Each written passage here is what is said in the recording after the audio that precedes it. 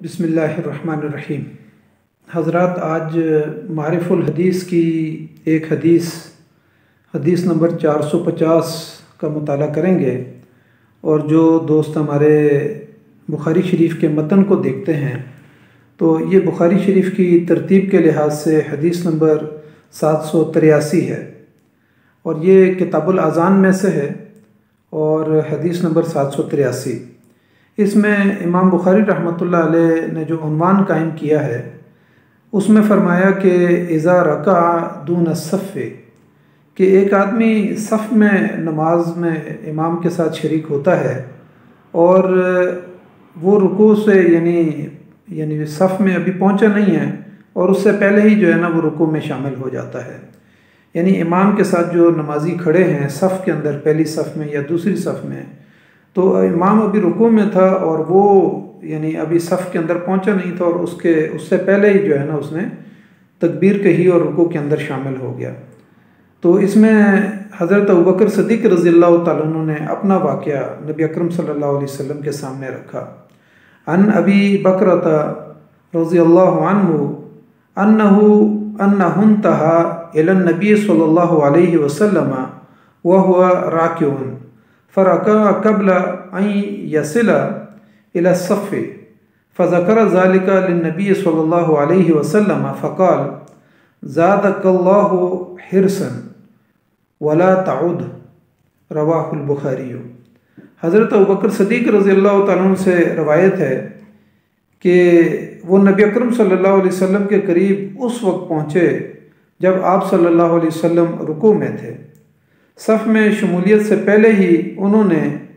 रुकू कर लिया, यानी रुकू में चले गए। फिर जब नबी सल्लल्लाहु अलैहि वसल्लम से इस बात को उन्होंने बयान किया तो आप सल्लल्लाहु अलैहि वसल्लम ने फरमाया, अल्लाह ताला तुम्हारे शौक़ को मज़ीद तरक्की दे, लेकिन आइंदा ऐसा मत करना।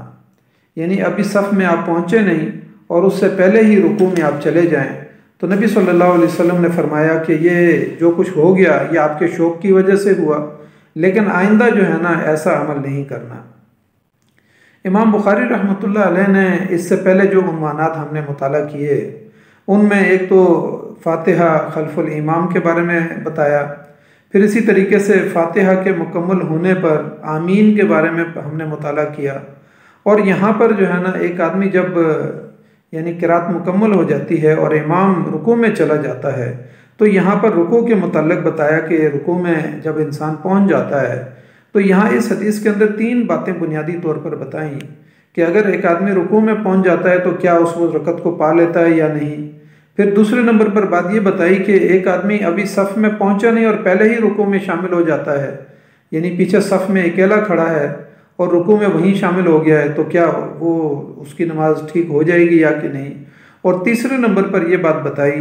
कि अगर एक आदमी तकबीर कह के रुकू में शामिल होता है तो उसको 1 तकबीर कहनी चाहिए या 2 तकबीरें कहनी चाहिए। तो ये 3 बुनियादी बातें यहाँ पर इस हदीस के अंदर बयान हुई हैं। इमाम बुखारी रहमतुल्लाह अलैह ने इस बारे में अपनी राय तो कायम नहीं की, अलबत्ता वो अहादीस को लाई हैं और ये बताया कि यानी इसमें चूँकि आइम्मा का इख्तिलाफ है इन बुनियादी मसाइल के अंदर, तो इस हदीस से जो बुनियादी मसाइल हल होते हैं वो यहाँ पर बयान किए गए। इस हदीस में एक बुनियादी मसला तो ये बयान हुआ कि अगर एक शख्स तन्हा पिछली सफ़ में खड़ा हो जाता है और वहाँ नमाज के अंदर वो शामिल हो जाता है तो क्या उसकी नमाज तन्हा खड़े होने से होती है या नहीं।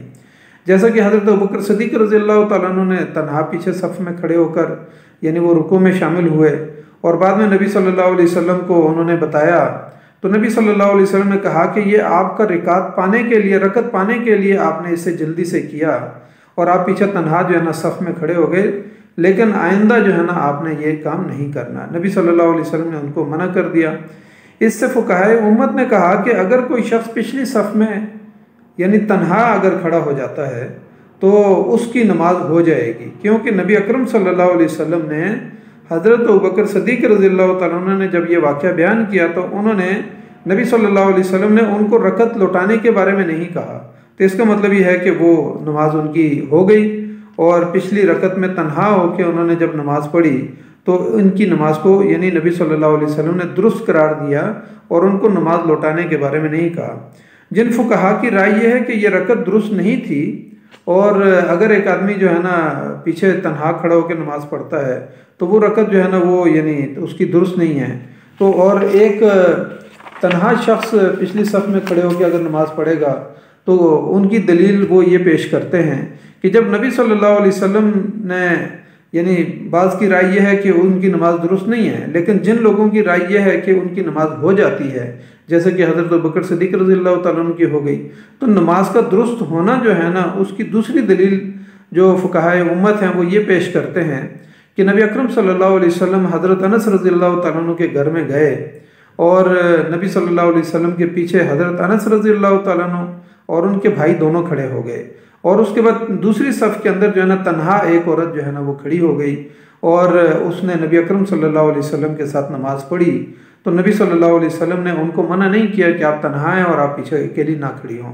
तो इस तरीके से यानी दोनों वाक़यात के अंदर ये दलील साबित होती है कि इस तरीके से अगर कोई तन्हा खड़े होकर नमाज़ पढ़ ले तो उसकी नमाज़ हो जाती है। जिन हजरात के नज़दीक ये रकत जो है ना यानी एक आदमी अगर तन्हा होकर पीछे पढ़ता है तो वो कहते हैं कि ये रकत दुरुस्त नहीं है और नमाज दुरुस्त नहीं है। उनका मौक़िफ़ यह है कि जब नबी सल्लल्लाहु अलैहि वसल्लम ने हज़रत अबू बकर सिद्दीक़ रज़ियल्लाहु तआला अन्हु ने ये वाक़या बयान किया तो नबी सल्लल्लाहु अलैहि वसल्लम ने उसके बाद आखिर में इस हदीस में फरमाया ला ताउद, कहा कि अल्लाह ताला आपके हिर्स को जो है ना बढ़ा दे, लेकिन यह है कि आइंदा आपने ऐसा नहीं करना। तो उनकी दलील यह है कि इसका मतलब यह है कि नबी सल्लल्लाहु अलैहि वसल्लम ने तन्हा एक आदमी का पीछे सफ़ में खड़े होकर नमाज पढ़ने से मना कर दिया और उनको कहा कि आइंदा ऐसा नहीं करना। तो इस शख्स के यानी अगर कोई शख्स अकेले खड़े होकर नमाज़ पढ़ता है तो उनकी दलील ये है कि ये नमाज दुरुस्त नहीं होगी। उनकी दूसरी दलील ये है कि अगर एक आदमी तन्हा खड़े होकर नमाज़ पढ़ता है तो वो ये कहते हैं कि सुनन तिरमिज़ी के अंदर एक हदीस आती है जिसमें हज़रत वाबिसा रज़ियल्लाहु तआला अन्हु फरमाते हैं कि रसूलुल्लाह सल्लल्लाहु अलैहि वसल्लम ने एक शख्स को देखा कि वो तन्हा पीछे सफ़ में खड़ा होकर नमाज़ पढ़ रहा है, यानी इमाम के साथ आगे सफ़ें खड़ी हैं लेकिन एक शख्स तन्हा नमाज़ पढ़ रहा है। तो नबी सल्लल्लाहु अलैहि वसल्लम ने उसको नमाज को दोहराने के बारे में कहा कि आप नमाज को लौटाएं। अब दोनों अहादीस के अंदर यहाँ पे जो है ना तारज़ नज़र आता है। एक में नबी सल्लल्लाहु अलैहि वसल्लम ने खुद नमाज़ पढ़ाई और एक औरत पीछे अकेली खड़ी थी, और यहाँ हज़रत वाबिसा रज़ियल्लाहु तआला अन्हु के उनको ये कहा कि आप नमाज को लौटाएं। तो यानी यहाँ पर मुहद्दिसीन ने और फ़ुक़हाए उम्मत ने इसमें तदबीक इस तरह से पैदा की है कि अगर एक शख्स पीछे तन्हा नमाज पढ़ रहा है तो उसकी नमाज जायज़ हो जाती है, और कहा कि नमाज दोहराने का हुक्म नबी सल्लल्लाहु अलैहि वसल्लम ने जो यानी हज़रत अबू बकर सिद्दीक़ रज़ियल्लाहु तआला अन्हु को तो नमाज दोहराने का नहीं कहा, और यहाँ पे हज़रत वाबिसा रज़ियल्लाहु तआला अन्हु को जो नमाज दोहराने का कहा। तो इसका मतलब ये है कि यहाँ पर ये जो हुक्म था नबी सल्लल्लाहु अलैहि वसल्लम का ये वजूब के लिए न था बल्कि इस्तेहबाब के लिए था कि बेहतर ये है कि यानी तन्हा नमाज ना पढ़ी जाए। और आज के जो हमारे फ़ुक़हाए उम्मत हैं वो ये कहते हैं कि अगर पीछे एक आदमी तन्हा खड़ा है और अगली सफ़ में जगह नहीं है तो वो अगली सफ़ में से एक आदमी को पीछे अपने साथ ले आए और वहाँ पे दो अफराद जो है ना ताकि जमात में खड़े हो जाएं। तो यहाँ पर भी ये फरमाया कि अगर मजबूरन किसी को तन्हा होकर पीछे खड़ा होना पड़ जाए तो क्या वो नमाज छोड़ देगा? नमाज तो नहीं छोड़ेगा। तो यहाँ पर यह कहा कि ये हुक्म वजूब के लिए नहीं है बल्कि इस्तेहबाब के लिए है। इस हदीस से दूसरी बात जो हमारे सामने आती है वो ये कि अगर कोई शख्स नमाज में देर से पहुँचा और उसको चाहिए कि इमाम जिस हाल में भी है, चाहे वो सजदे में है, क़याम में है या रुकू में है, तो इमाम के साथ जो है ना वो उसी मुकाम पर नमाज के अंदर शामिल हो जाए, लेकिन भाग भाग कर ना आए, तहम्मुल के साथ आए और आराम से जिस मुकाम पे नमाज के साथ इमाम के साथ वो पहुंच सकता है वहाँ पहुंच जाए और दौड़ लगा के ना आए, तहम्मुल के साथ आए। इसलिए यहाँ पर ये कहा गया, तो नबी सल्लल्लाहु अलैहि वसल्लम ने भी ये कहा कि आप आराम से और सुकून से आएँ और नमाज में जिस हिस्से में मिल जाए वहाँ तक नमाज को, वहाँ से आगे नमाज को इमाम के साथ पढ़ें, और उसके बाद जो नमाज आपसे रह गई है उसको आप बाद में लौटा दें, उसको बाद में पूरा करें। इमाम बुखारी रहमतुल्लाह अलैह का मौक़िफ़ ये है कि अगर एक शख्स नमाज में रुकू में अगर पहुँचता है तो इसका मतलब यह है कि वो उस रकत को नहीं पा सका। इमाम बुखारी रहमतुल्लाह अलैह का मौक़िफ़ ये है कि एक आदमी अगर रुकू में पहुँचा और रुकू में जो है ना इमाम के साथ तहम्मुल के साथ पहुँच गया और रुकू उसने कर लिया, तो इमाम बुखारी रहमतुल्लाह अलैह कहते हैं कि उससे नमाज के दो रुकन जो है ना साकित हो गए। एक रुकन तो यानी फातिहा जो उसने पढ़नी थी, इमाम के साथ पढ़नी थी या तन्हा पढ़नी थी, वो उससे फौत हो गई, और दूसरे नंबर पर वो ये कहते हैं कि क़याम जो है वो नमाज के अंदर बुनियादी रुकन है, तो उनसे क़याम भी जो है ना वो रह जाता है। तो इस वजह से वो कहते हैं कि वो रकत उससे चली गई। जबकि उसके मुकाबले में जो दूसरे आइम्मा और फुकाहा हैं वो ये कहते हैं कि नबी सल्लल्लाहु अलैहि वसल्लम ने फरमाया कि जिसने रुकू को पा लिया उसने उस नमाज को पा लिया, यानी उस रकत को पा लिया। दूसरी रवायत में आता है कि आपने फरमाया जब तुम नमाज को आओ और इमाम रुकू कर रहा हो तो तुम भी रुकू करो, और अगर वो सजदे की हालत में हो तो तुम भी उसके साथ सजदा करो, और तुम सजदे को शुमार ना करो जब तक कि उसके साथ रुकू शामिल ना हो जाए। यानी अगर किसी नमाज में रुकू शामिल हो गया है और सजदा भी आपने पा लिया है तो इसका मतलब यह है कि आपने उस रकत को पा लिया है। लेकिन अगर एक शख्स सिर्फ सजदे में पहुंचा और रुकू को नहीं पा सका तो फिर फरमाया कि इस रकत के जो है ना इस सजदे को शुमार नहीं करना, तो फिर इसके बाद जो है ना इस रकत को लौटाना है। इसी तरीके से एक तीसरी हदीस में आप सल्लल्लाहु अलैहि वसल्लम ने फरमाया जिसने इमाम को अपनी कमर सीधा करने से पहले रुकू की हालत में पा लिया तो उसने रकत को पा लिया। यानी एक आदमी इमाम रुकू में है और उसकी कमर सीधी है और पीछे से मुक्तदी आया और उसने भी रुकू के अंदर उसको पा लिया। अब इमाम अभी खड़ा होकर सीधा नहीं हुआ है, उससे पहले पहले उसने पा लिया है, तो इसका मतलब यह है कि उसने रकत को पा लिया। इन तमाम रवायात का बुनियादी तौर पर तकाजा यह है कि जिसने इमाम को रुकू के साथ पा लिया तो गोया कि उसने रकत को पा लिया। इन रवायात के मुताबिक यानी आसार सहाबे भी मौजूद हैं,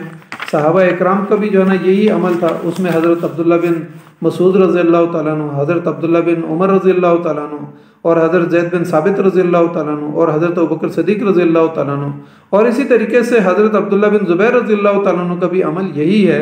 कि अगर एक शख्स ने नमाज में इमाम के साथ रुकू को पा लिया तो इस तरीके से उसने रकत को पा लिया, और ये रकत को पाने के मुतरादिफ है। इसलिए वो ये कहते हैं,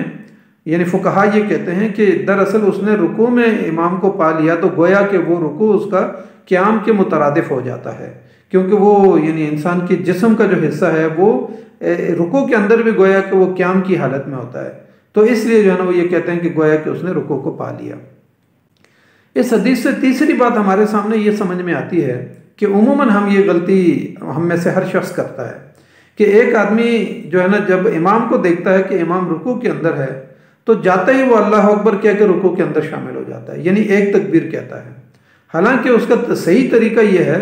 कि जब एक आदमी रुकू के अंदर जा रहा है तो उससे पहले वो तकबीर तहरीमा कहे, तकबीर तहरीमा कह के नमाज के अंदर दाखिल हो जाए। हाथ बांध सकता है बांध ले, सुबहानकल्लाहुम्मा पढ़ सकता है तो पढ़ ले, लेकिन अगर उसके पास वक्त नहीं है, वो समझ रहा है कि रकत मुझसे चला जाएगा, तो कम से कम तकबीर तहरीमा की तकबीर कह के नमाज के अंदर दाखिल हो जाए और उसके बाद दूसरी तकबीर कह के वो रुकू के अंदर चला जाए। तो कहा कि यहाँ तकबीर दो तकबीरें हैं। हज़रत उरवा बिन ज़ुबैर रज़ी अल्लाह तआला अन्हु और हज़रत ज़ैद बिन साबित रज़ी अल्लाह तआला अन्हु से वो ये बयान करते हैं कि जब वो आते थे नमाज में और इमाम रुकू के अंदर होते तो वो दो तकबीरें कहते, यानी एक तकबीर नमाज के इफ्तिताह के लिए तकबीर और दूसरी तकबीर जो है वो यानी रुकू में जाने के लिए। अलबत्ता इसमें इमाम हसन बसरी रज़ी रहमतुल्लाह अलैह का मौक़िफ़ ये है, वो ये कहते हैं कि दो तकबीरें तो मुस्तहब हैं, लेकिन अगर एक शख्स भूल जाता है और जैसे ही नमाज में आता है और वो नमाज के अंदर एक तकबीर कह के जो है ना नमाज के अंदर शामिल हो जाता है। इसी तरीके से वो ये कहते हैं कि अगर एक आदमी जल्दी में जाता है और वो जो है ना दो तकबीरें कहने के बजाय एक तकबीर कह के चला जाता है तो वो ये कहते हैं कि नमाज उसकी हो जाती है, लेकिन बेहतर यह है, मुस्तहब यह है कि वो दो तकबीरों के साथ जो है ना नमाज के अंदर शामिल हो। तो इस हदीस से हमें ये बात भी मिलती है। इसलिए ख़ास तौर पर इसमें बुनियादी बात क्या है? बुनियादी बात यह है कि नबी सल्लल्लाहु अलैहि वसल्लम ने सहाबा इकराम को और उम्मत को ये बात तालीम दी है कि जब आप नमाज में आएँ तो नमाज में आने से पहले वज़ू जो है ना बहुत अच्छे तरीके से कर लें। जब आप वज़ू कर लें और इमाम जमात के साथ खड़ा हो गया तो फिर भाग के मस्जिद के अंदर दौड़ के ना आएँ, बल्कि आराम और सुकून और तहम्मुल से आएँ और नमाज के अंदर शरीक हो जाएं, और नमाज के जिस हिस्से को इमाम को जहाँ से पाएँ वहाँ से आगे नमाज को तहम्मुल के साथ पढ़ें, और उसके बाद जो है जो नमाज आपकी रह गई है उसको बाद में जो है ना पूरा कर लें। तो ये है असल जो है ना हदीस का मकसद और बुनियादी यानी तालीम इसमें हमें ये दी गई है। इसलिए अल्लाह ताला से हम दुआ करते हैं कि अल्लाह ताला हमें इस हदीस के ऊपर अमल करने और उसके फ़हम को जो है ना हमें हासिल करने की तौफीक अता फरमाए। जज़ाकल्लाहु खैर। अस्सलामु अलैकुम व रहमतुल्लाहि व बरकातुहू।